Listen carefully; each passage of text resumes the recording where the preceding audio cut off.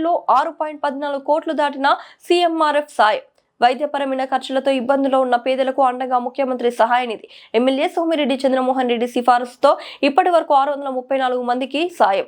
నెల్లూరులోని వేదయ్యపాలెం కార్యాలయంలో శుక్రవారం 61 మందికి 33.53 లక్షల విలువైన చెక్కులు అందించిన సోమిరెడ్డి ఎన్ని దరఖాస్తులు పంపినా ఉదారంగా ఆమోదించి ఆర్థిక సాయం మంజూరు చేస్తున్న సీఎం చంద్రబాబు నాయుడుకి ధన్యవాదములు. వైద్య ఖర్చులతో కష్టాలు ఎదుర్కొంటున్న పేదలకు సీఎంఆర్ఎఫ్ గొప్ప వరం. కూటమి ప్రభుత్వం ఏర్పడిన 18 నెలల నుంచి ముఖ్యమంత్రి సహాయ నిధి ద్వారా పేదలకు ఆదుకునే ప్రక్రియ నిరంతరం కొనసాగుతుంది.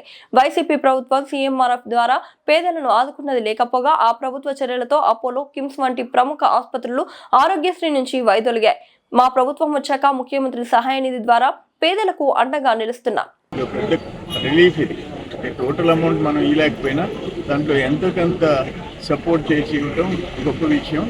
ఇది ఈ 1.5 yearsలో కంటిన్యూస్గా 175 నియోజకవర్గాల్లో సీఎం రిలీఫ్ ఫండ్ రూపంలో చంద్రబాబు నాయుడు గారు అందరికి సాయం చేస్తున్నారు. ఇది చాలా సంతోషం అని చెప్పేసి నేను తెలియజేస్తున్నాను. గత ప్రభుత్వంలో బొల్లేని హాస్పిటల్, కిమ్స్, ఆరోగ్యశ్రీ ఎత్తేసారు.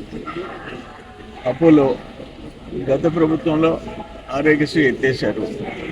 అయినా వీళ్ళు పోయి బిల్లులు చెల్లించిన సీఎం రిలీఫ్ ఫండ్ 5 సంవత్సరాల్లో ఎవరికి ఇవ్వాలి. ఇప్పుడు ఈ ఒక్క 1 yearలో 6 కోట్ల రూపాయలు ఇవ్వటం, 634 మందికి ఆర్థిక సాయం చేయడం అంటే చిన్న విషయం కాదు.